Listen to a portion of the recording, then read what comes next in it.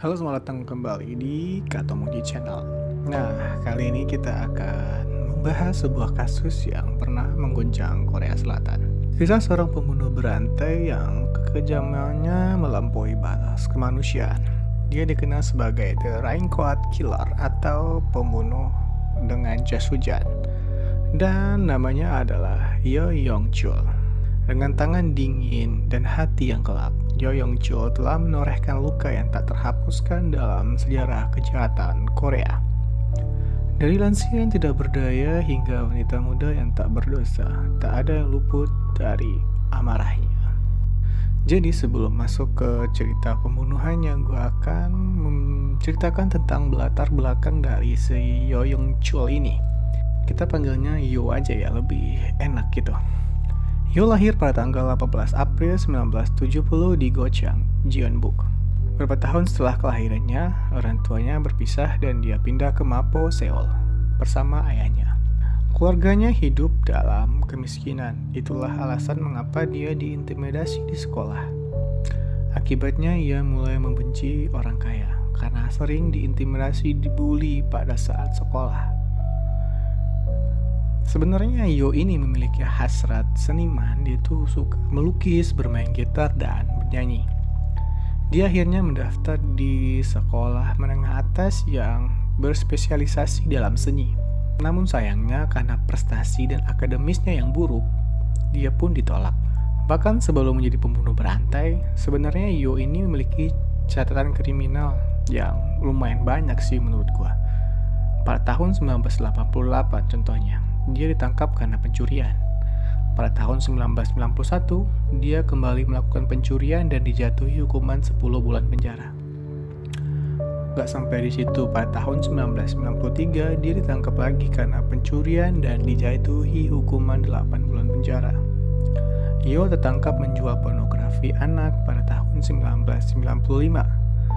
Dia juga dijatuhi hukuman 2 tahun penjara karena pencurian, pemalsuan, pencurian identitas pada tahun 1998.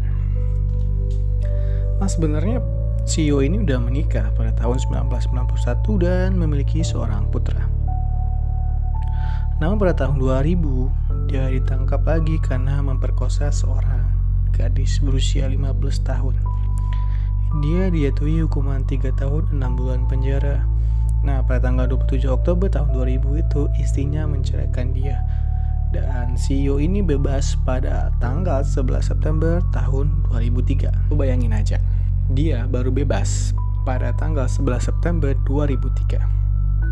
Dan selang beberapa hari pada tanggal 24 September 2003, Yo ini masuk nih ke rumah seorang pasangan kaya raya. Pemilik rumah tersebut adalah profesor universitas bernama Lee Deok-suk.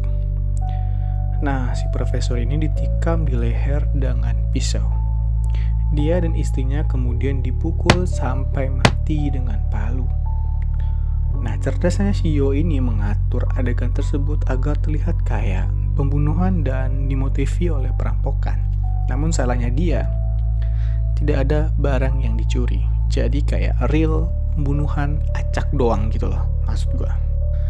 Nah, gak jauh lama dari tanggal 24 September ke tanggal 9 Oktober, malam hari lagi, dia masuk lagi ke sebuah rumah yang mana penghuninya adalah seorang nenek-nenek. Di saat dia menerobos masuk, di situ dia melihat seorang wanita tua. Lalu si Yo ini langsung memukul wanita tua tersebut dengan palu di bagian kepalanya. Nah, anak dari nenek ini, seorang wanita, mendengar keributan di bawah, langsung lari dong ke bawah menuruni tangga. Dan dia melihat ibunya sudah terkapar dan seorang laki-laki memegang sebuah palu.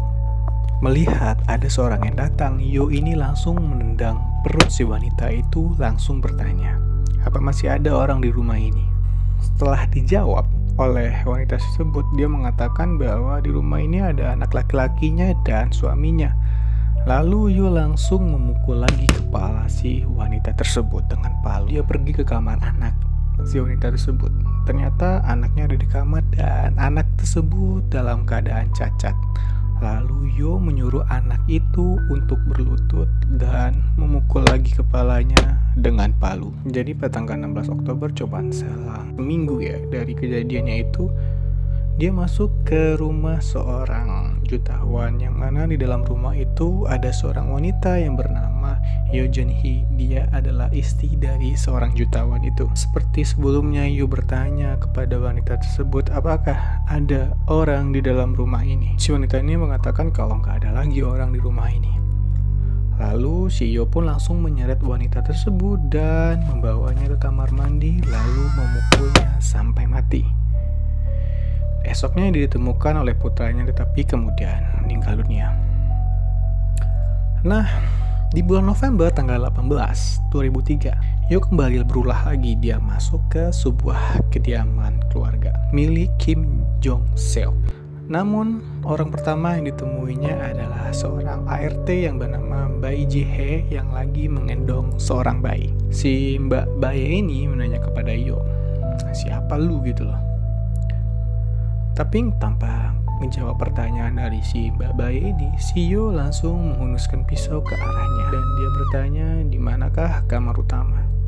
Si Mbak Bae ini karena takut ya kan, jadi dia langsung menunjukkan kamar utama dari rumah tersebut. Langsunglah si Yo ini pergi ke kamar utamanya dan melihat pemilik rumah yaitu Kim Jong Seok sedang tidur.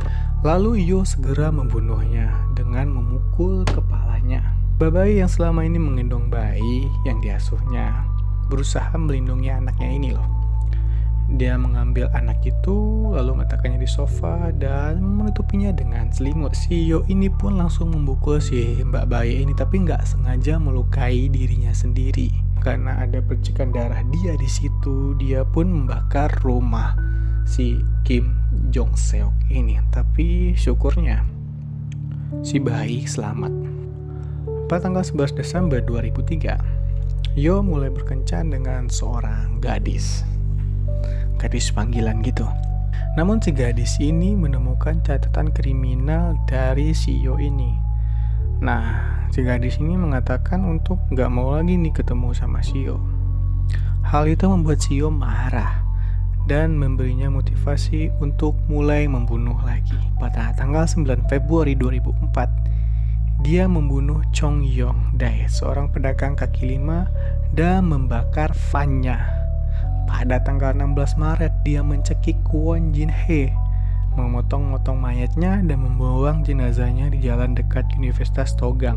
Dia membunuh pedagang kaki lima lainnya yaitu Ah Jae-soo pada tanggal 14 April karena menjual Viagra palsu kepadanya. 2 hari setelah melakukan pembunuhan terakhirnya, Yo ditangkap. Dia telah menimbulkan kecurigaan dengan menelpon panti pijat di mana beberapa karyawannya baru-baru ini hilang. Setelah menerima panggilan telepon serupa, dia mengakui pembunuhan tersebut. Dia juga lolos dari tahanan setelah berpura-pura mengalami kejang, namun dia ditangkap 12 jam kemudian. Pada 13 Desember, dia dinyatakan bersalah dan dijatuhi hukuman mati. Yo dihukum atas 20 pembunuhan dan saat ini dipenjara di pusat penahanan Seoul.